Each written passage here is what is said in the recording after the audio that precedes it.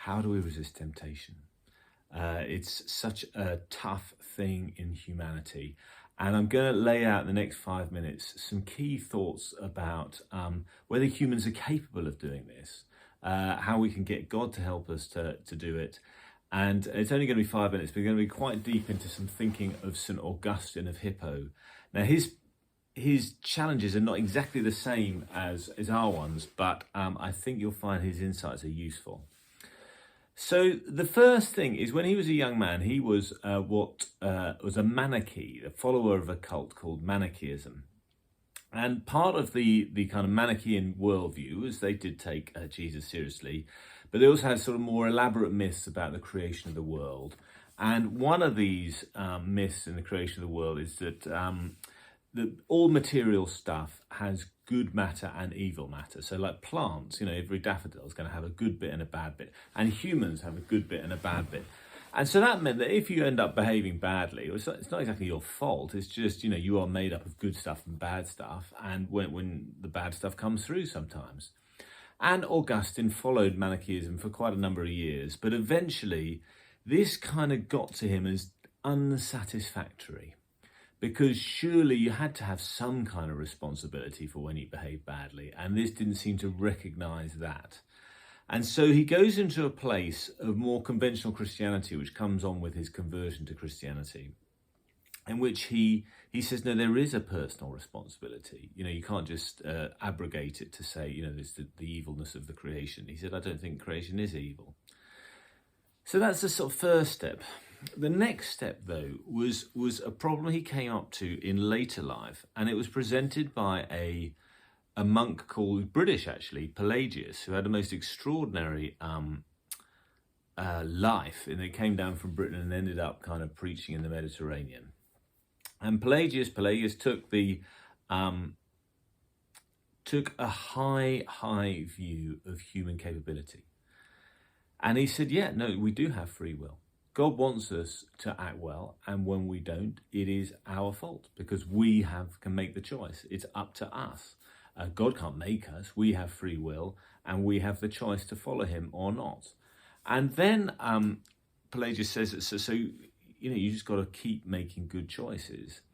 And apparently the kind of Christians who gathered around him started getting a reputation for being quite extremely saintly, if you like. And on the one hand, he was only extending, if you like, the objection Augustine had to Manichaeism. But Augustine had a problem with Pelagianism too. And it stems from his life. Now, by this time, when the time Pelagius comes around, it's about 410. And Augustine's been a bishop for about 15 years. And he is working in Thagaste in Africa, the Roman province of Africa, North Africa. And his problem is kind of this. If Pelagius is right, that all humans have a total free choice as to what they can do and how they can do it, then he looked around his congregation and he thought, we're all doomed here. Because his congregation, for sure, they came to Mass and they'd been baptized, but they were full of people with petty jealousies and trivial issues and were quite far from being saints. So clearly they were failing in God's eyes. And if Pelagius was right, they were choosing of their free will to go to their own damnation because they sure as heck aren't going to be saved behaving the way they're doing it. And Augustine couldn't quite accept that all his kind of congregation were going to go to damnation because clearly they'd failed. So somehow there must be some kind of reason that God couldn't willingly will ill salvation on them. So he thought Pelagius must have gone too far. And his conclusion is this, that in a sense, we do have some kind of choice, but the choice is to be dependent on God or not, which is kind of grace. And there is a diminished choice, but it's a kind of a choice. And it's quite hard to see, because you might say, well, either you got free will or you're made up of evil matter. And he's trying to thread a path through the middle.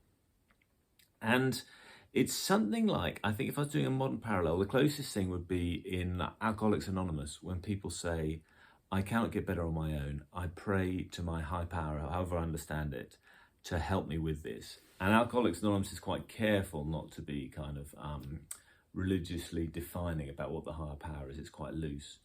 But that sense of being dependent and being, if you like, in the recovery, rehabilitation wing of a hospital, of an addiction hospital, I think that's where Augustine would place humanity.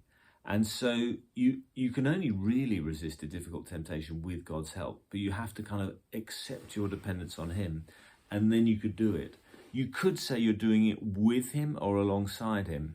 So he's trying to say it's not just, it's not my fault, manic position, it's just evil within me. He's also trying to say you can't be just free will, because we'd just be so hopeless, we'd all be damned. And so it's some kind of dependency on God. Now, and will that help you? Well, I think maybe it does, because, you know, we have to confront our own temptations. Another time I'll talk about them. And it's somehow accepting that we need a bit of help with it. We can't do it on our own. Don't have too high a view of human capacity. Don't have too low a view either. It's somewhere in that middle zone.